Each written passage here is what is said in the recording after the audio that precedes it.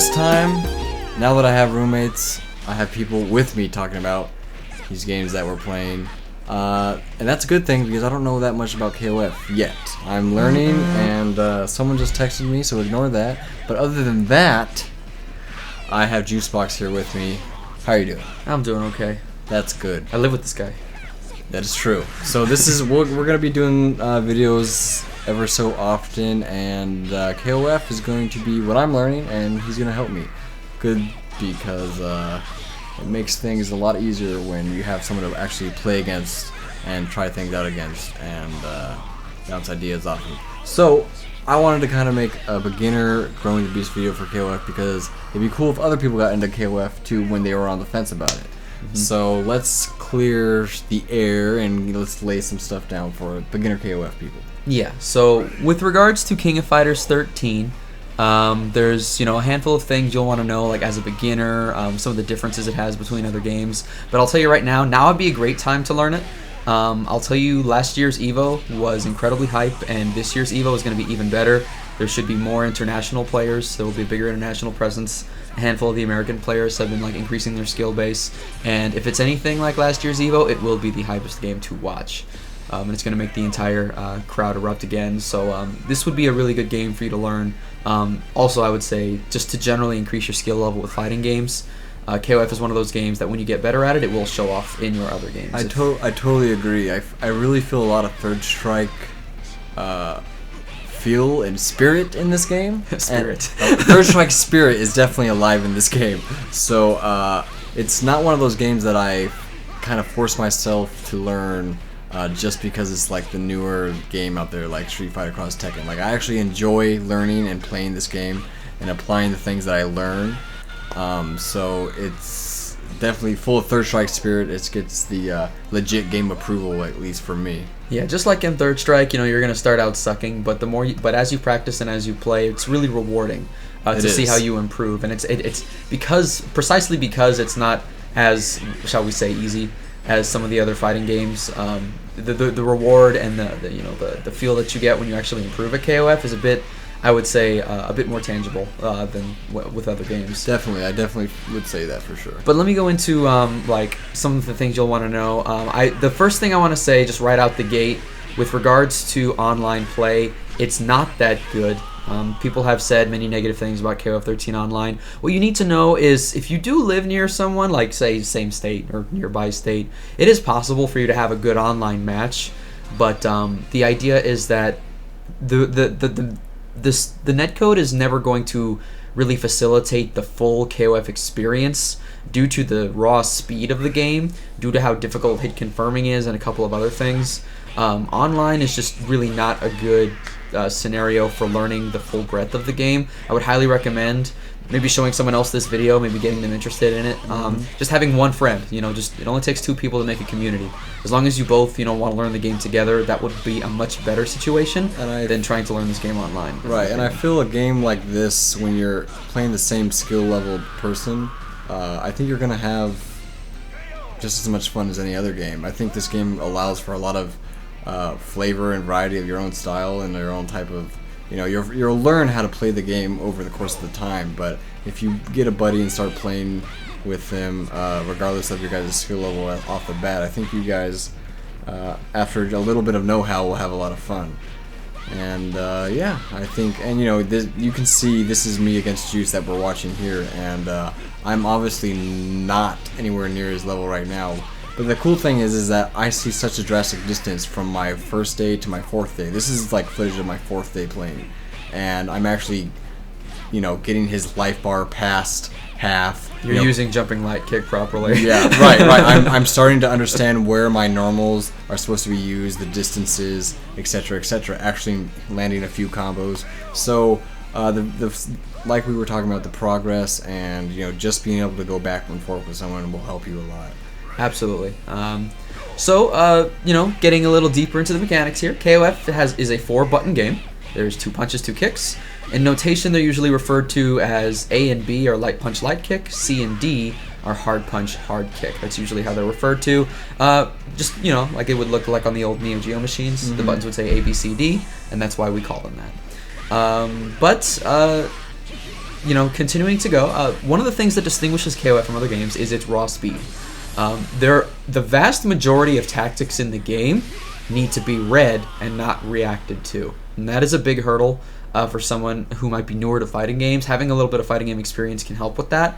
Understanding the difference between those situations will come in handy a lot when it comes to as you level up in KOF. Speed really makes this game what it is. The speed is what makes it balanced. The speed is what makes jump-ins good, but also makes them beatable. The speed is what makes uppercuts good, but bad in other situations. Like, speed is everything in KOF, and you, as far because KOF, this was my first KOF, and mainly because I'm a Street Fighter player. The speed in the beginning was very overwhelming, especially because I was playing against you and you had a full handle on the game.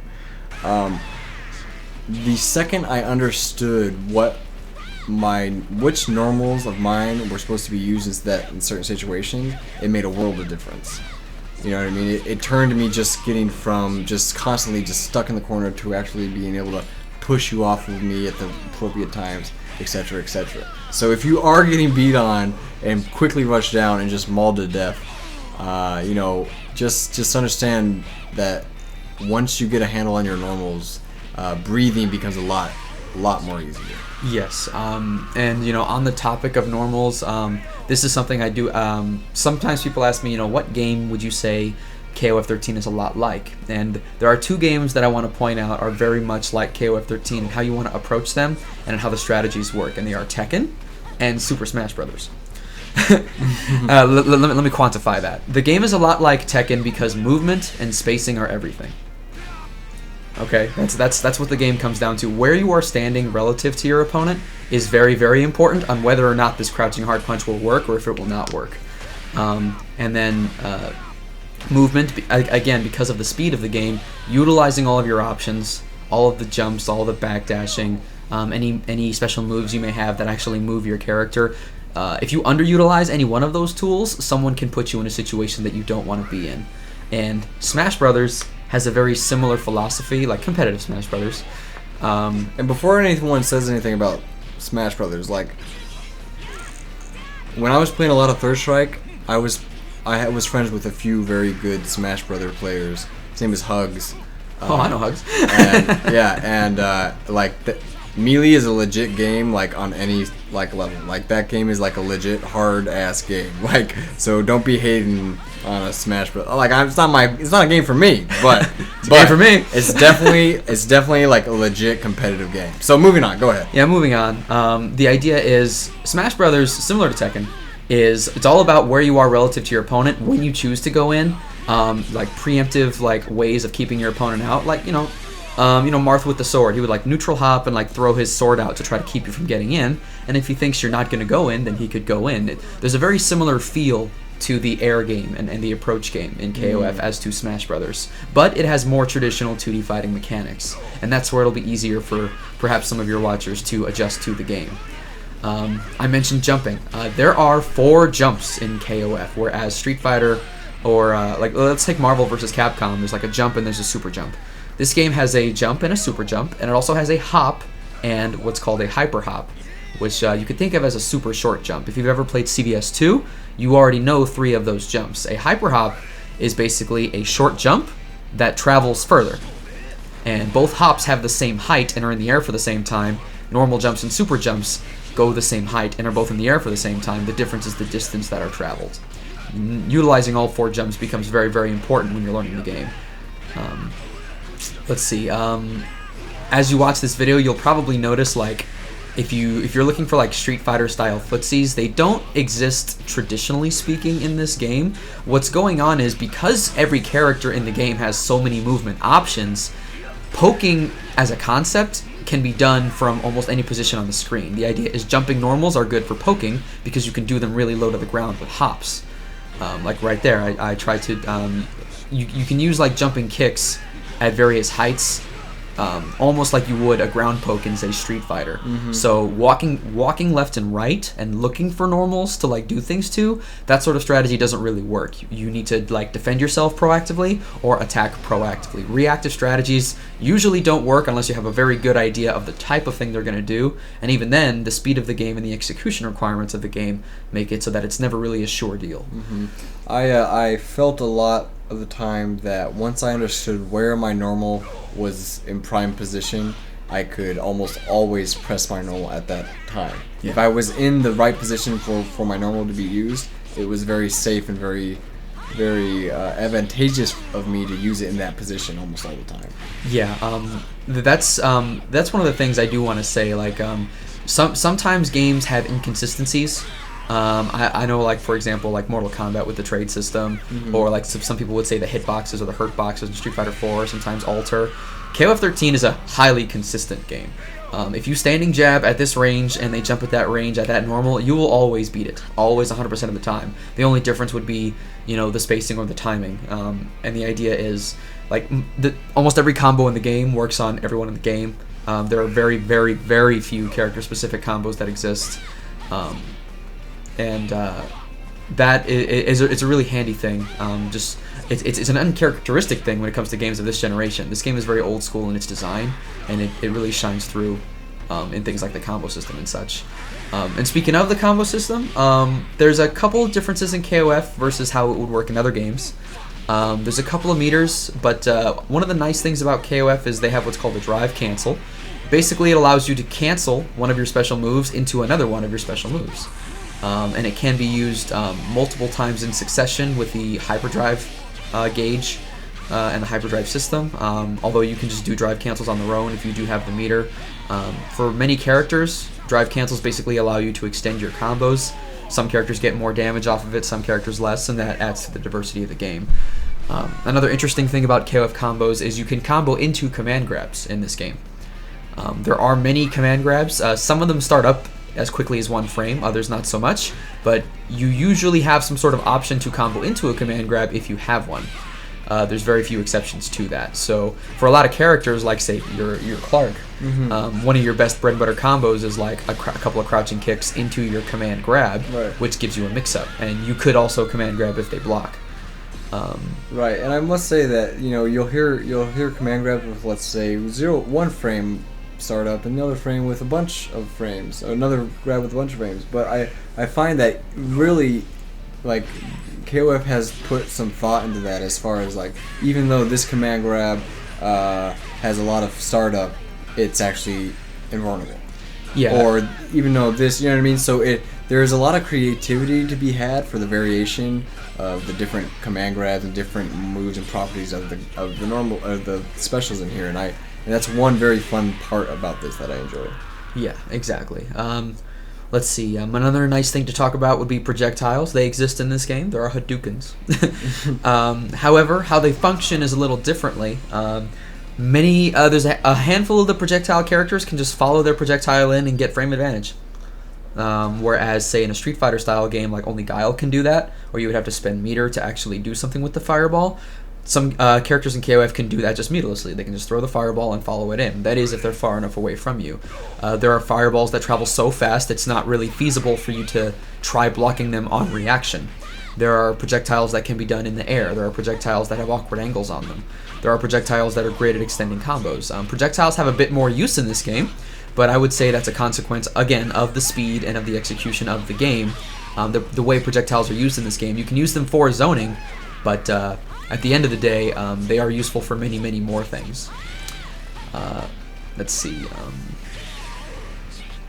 You do have a team of 3 characters in KOF, as you might have known. As you might have seen here. If you've ever played a KOF game before, always teams. Go women's team.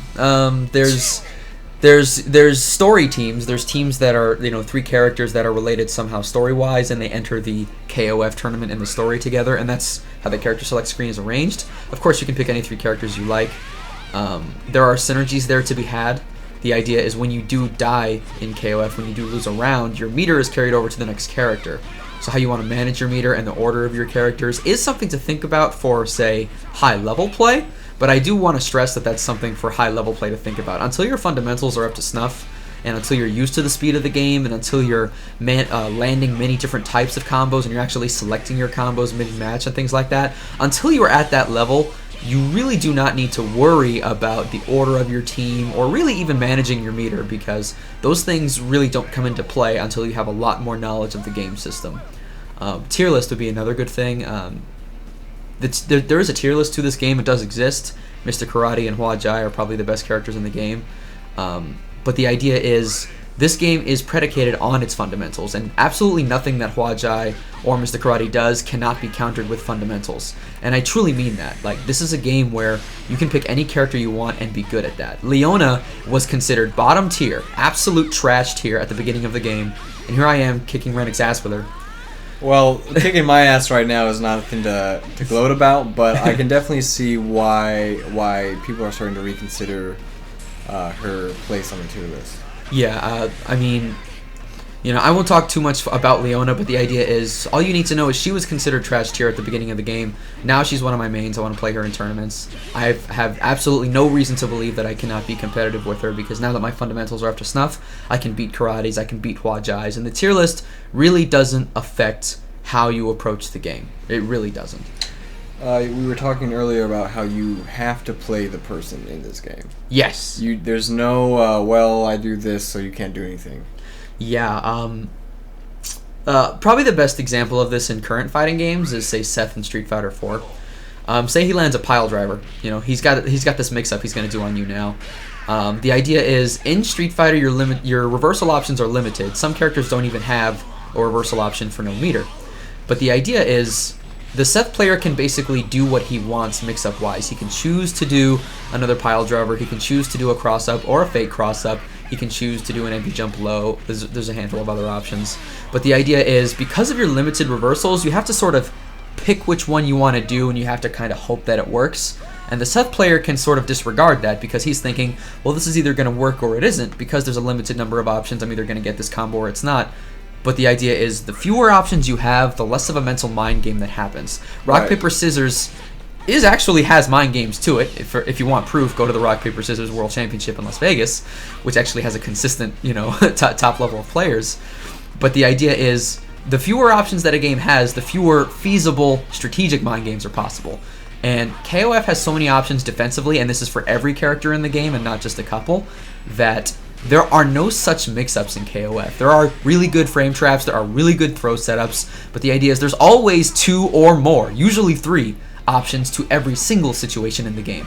As opposed to, say, Street Fighter, where with the right option select, you really only have 1 option, and then you have to guess between one of maybe 2 and possibly 3 options after that. Right. There's always 3 ways in KOF to guess out of something. That's very refreshing to have many options at your disposal, and it only being up to, you know, it's on you. You know what I mean? When you lost, it's not just, well, he put me in a vortex and, like, you know, what the hell? What could I have done? What could I have done? It's very on you if you lost, and that's refreshing in the sense of that, like, wow, you can see, well, wow, if I got better, I wouldn't have lost right there. You know, as opposed to with the vortex, well, I just straight up had to guess, and I guessed wrong, and I lost. No matter how better I have gotten, other than guessing better somehow, I would have lost there. So it's very refreshing. Yeah, I mean, it can also be said, you know, there's ways to avoid mix-ups in Street Fighter, but that's not the point.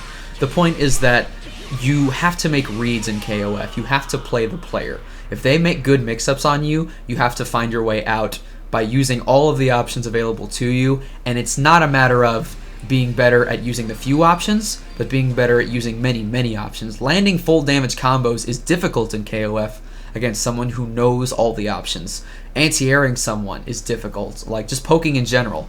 Every single part of the game becomes difficult based upon the knowledge of your opponent, not just the mix-up game, not just the footsie game, and that's why we call it an honest game. You know, right. Your skill level is reflected. If you're a better player, you will win, and no character that they pick and nothing that they can do is going to change that outside of being lucky or like making a couple of good reads, you know, many times over. Let's see. That's fun to talk about. Let's see. There's a nice thing about this game. There's an evasive roll. Every character can choose to have invincibility on wake up with by hitting light punch and light kick together. It can be thrown. We'll probably talk more about rolls in future videos, but the idea is there are no guaranteed chip situations. You ever like have no life and like someone throws a fireball on top? Well, can't avoid it. You can avoid lots of setup based things in this game simply by rolling at the right time on wake up. And that is a universal thing, and so it adds to, again, the variance in the neutral game and the mix-up game. Having an option like that, you can also do it out of block stun at the cost of a bar. You can guard cancel into a roll, and you can also guard cancel into an attack that knocks your opponent away. But that has a trade-off of not always connecting. And what these things do together is it gives you a great bevy of defensive options to go with the fact that the game has, you know, a ridiculous amount of offensive options. And the way block stun works in this game, block stun actually works. You are in block stun for an amount of time that I can actually use. Third Strike fans rejoice. So you can actually play with the block stun. There is backdashing in this game, and similar to contemporary fighting games, it is throw invincible and it can be done on wake up. The difference here is that backdashes in this game are not hit invincible. So if you meaty me, if you throw an attack on top of me, the moment I get up and I backdash at that moment, you will hit me. However, I am airborne on that first frame and I will backflip out of the situation. So even though you still probably have a semblance of offensive advantage, setups in the sense of like there's no way for him to avoid it really don't work on that level in KOF. If you just backdash on wake up, they are guaranteed to not get a combo unless you screw up your backdash. Of course, they could read the backdash and then get that combo, but it's a nice escape option to have. Probably just a couple more things, just two more things to say. You might have heard of hyperdrive combos, or there are other really, really flashy combos that are possible in KOF. That's another thing I want to say. Don't worry about it as a beginner. HD combos will come as you learn the meterless combos and like the combos that cost 1 bar, maybe 2 bars. You will then come to a level where, okay, now I gotta learn drive cancels, and once you've learned drive cancels and a bunch of the other fundamental combos, then worry about HD combos. Don't worry about them to start off, because you will like end up frustrating yourself if you haven't learned the rest of the game first, and applying them to matches is another step that will take a little bit more time. But HD combos, they do have a comeback factor aspect to them, but the deal is you have to build all that meter, and you and your opponent build meter at almost the same rate in this game. Like when you hit your opponent, you both gain meter. When your opponent is blocking your attacks, you both gain meter. But usually the attacker has a meter advantage. Another nice thing about meter, like if someone's throwing fireballs at you all day and you block them all, you will build more meter than the person throwing projectiles. They will build a little, but you will build a little more. And the idea is fireballs do almost no chip, so zoning in the sense of trying to get you to come in, you can almost delay like for 40-50 seconds because that sort of strategy doesn't really work over the long term, especially against good players. Excuse me. And last thing as a beginner that you'll just want to take a note of is there is a trial mode in the game. There are some like, hey, can you do these combos? This is like a mission mode. Although they are useful for learning some concepts regarding like, hey, did you know like Leona can combo this into that? The majority of those combos are not going to be practical in matches, either because they do too little damage, or because like the execution required like is not, I would say, in every match situation. A really good example is Ash's trials. Like Ash's trial 9, they have you do like one of the hardest possible variants of he has like a mode super that lets him do like special things. They have you do one of the hardest possible variants. There's way easier variants to that super, but they make you do the super hard one in that trial. So like, just keep in mind, if you do want to go through the trial mode and try some of those things, a lot of those things are not going to apply to matches. Some of them do. Some of them have a great use in matches. Like Leona's Trial 9 is how I started to learn mid-screen HD combos with her. But the idea is that's a mid-screen HD combo, and Trial 9 is only one of her different variants that she could do out of HD, and so it taught me something useful there. I would say try to go through them, but don't try to like apply all sorts of all those combos Don't to your stress gameplay. if you're not hitting these combos. Like he said, a lot of them are there to simply show you the potential of certain moves and I guess the system. Yeah, like they're fun to try, but don't worry if you can't do them, because if you practice and you work on your fundamentals and your execution slowly improves, you'll be able to do them. But I mean, there's an achievement for doing 200 of them, but there's 360 of them, so you don't have to do them all. If you're after the Chivos, you don't even have to do them all. But I did them all. The Chivos? The Chivos. Oh my lord. Some people are into that. Look at my gamer score, man. I'm so much better at games than you. Chivos don't pay the bills, man. That's right. I did all the trials just because I wanted to, see what I could do with them. But don't worry about them. Just run through them if you can, and try to take notes. But yeah. Don't worry about them. Don't worry about them. All right, good. Well, I think that's a good kind of just initial KOF video just to kind of lay the groundwork. And you know, what are you laughing at? That don't look at that. Okay. But just to kind of lay the groundwork, and you know, you'll see my progress along. This is what video is like. I don't know. This footage is probably day 4 or 5 of me playing, and we'll update, and you'll see my progress along with, you know, you can see, yes, people can actually learn this game and blah blah blah blah. Yeah, ReNiC started out not knowing this game. Now he knows this game a bit more, and now he does a lot better. Yeah, it's really cool to see a little bit of knowledge, how much a little bit of knowledge helps you. But anyway, hopefully, you know, that a few of you guys can check out KOF if you've been on the fence about it. Feel free to leave suggestions. Right now, basically, the only 2 characters I know for sure I'm going to play is Clark and Ralph. Juice, what's your main team? I know you play everyone, but what's your main team? My main team is EX Kyo, one of the DLC characters, Leona, and King. Gotcha. Okay, that is pretty cool. Other than that, we will be back. We'll kind of come back with after we see some of your guys' suggestions, and don't forget, we're always going to be streaming. And it's going to be on Juice's stream, which the URL is, what is it? Yeah, it's twitch.tv/juiceboxable. That's ABEL. I still have that name for my Twitch stream. But yeah, we'll play KOF Casuals from time to time, usually every couple days. And I usually stream it so you guys can watch live as I kick ReNiC's ass and give him the rundown of KOF. Right, and let's just be clear that eventually the asses will be kicked in the other direction too. That's right. But other than that, thanks for watching, guys. All links and stuff will be in the description. Peace. See you guys soon.